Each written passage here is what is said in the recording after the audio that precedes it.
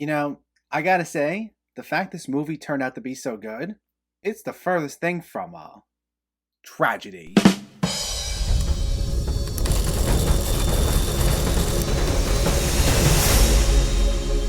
What's going on, everyone? Welcome back to my channel. Today we're talking about a brand new Apple TV Plus release, The Tragedy of Macbeth. Before we begin, let me know in the comments what your thoughts on this movie were if you already saw it or if you were planning on seeing it, and make sure to hit that thumbs up button if you like these reviews, as it helps me out immensely by getting my content out there. And if you're new here, I hope you consider hitting that subscribe button so you can stay up to date with reviews of new releases, older films, hidden gems, and so much more on a near daily basis. But let's not waste any more time and let's talk about The Tragedy of Macbeth.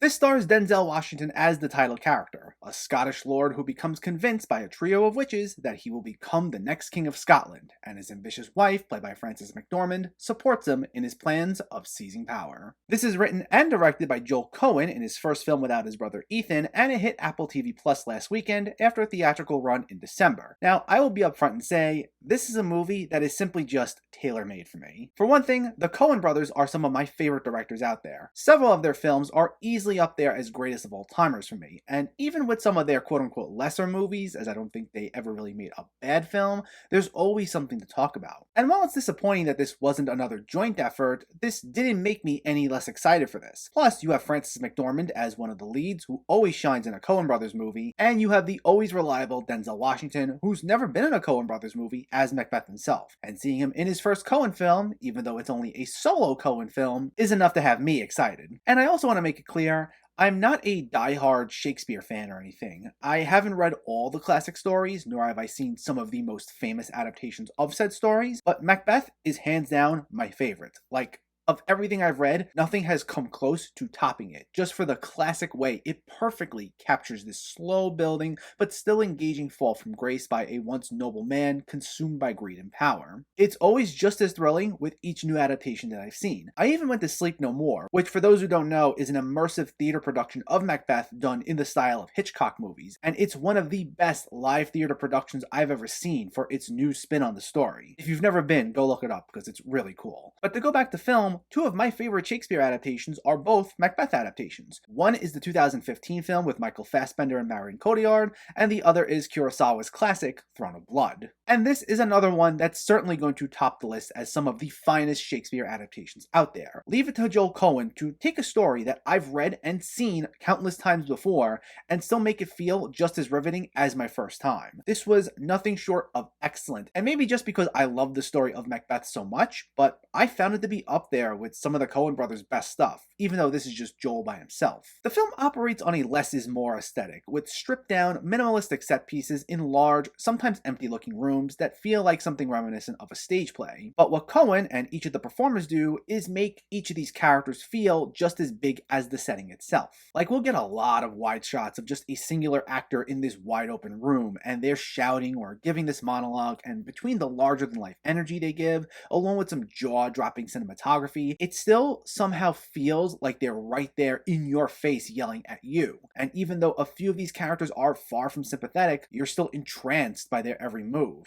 It feels like such a truly immersive experience. Now, like I said, there's definitely this stage play feel to it due to the stripped down approach and very theatrical movements by a lot of the actors. And normally that's always one of my big hangups when it comes to adapting plays to the big screen, as it can sometimes take you out of the moment. And yeah, maybe every so often an actor goes a bit too big, like in a theater, for a scene that I argue could have played things more subtly, and I do think certain emotionally impactful lines get lost a bit by just the way everyone's always at an 11, just drilling through some of the dialogue, but for the most part, it wasn't anything that was like a major negative for me. You still get lost in this world, and it's just such an odd feeling that even though I knew exactly what was going to happen, these performances and this aesthetic still had me on the edge of my seat. Denzel Washington in particular is nothing short of masterful here. As usual, he gives it 110%, exuding such a booming confidence as he goes from an almost reluctant participant in this takeover to someone barking orders and mad with power. I feel like I haven't heard his name brought up all too much when it comes to best performances of the year,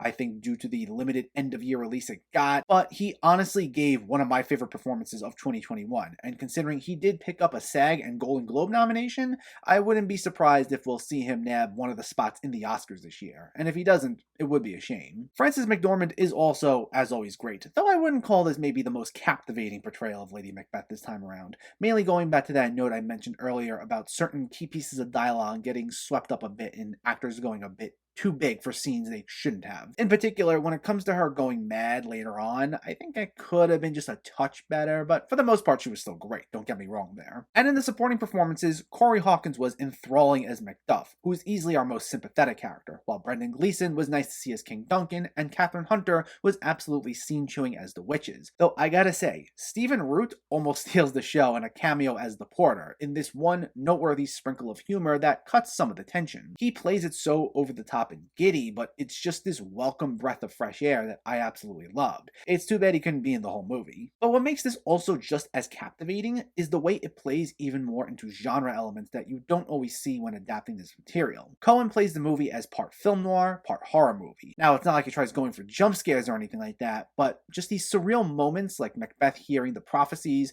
or the heartbreaking moments in which he orders the deaths of former loved ones, while always meant to be these unnerving moments, they're played up with an even more disturbing edge thanks to some of the imagery. And with the way a number of sequences are lit, it really plays up the seedy, backstabbing nature of several of the characters, Macbeth and Lady Macbeth primarily, and it fits perfectly within the film noir genre, which makes the choice of this being in black and white feel even more fitting. Plus, it makes each scene just feel even more riveting in general, because even though it goes for more of this genre approach, Coen uses it as a way of cranking up the intensity and cranking up the emotion, giving several sequences an even bigger sense of heartbreak. And because of just how wrapped up I got in it as a result, it made the runtime completely fly by for me.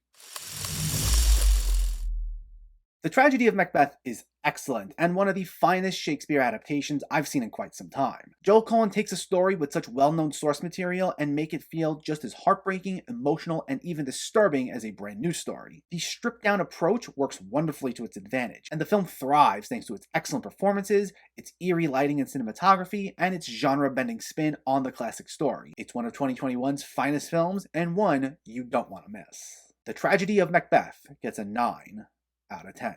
So let me know, did you see The Tragedy of Macbeth, or are you planning to see it, and what were your thoughts? Was this one of your favorite Macbeth adaptations? Was it one of your favorite Coen Brothers movies? Let me know in the comments below so we can discuss. Also, if you enjoyed this video, please give it a like and share it, and for more movie reviews and film discussion, please make sure to hit that subscribe button to stay updated. Thanks for watching everyone, and keep having fun with film.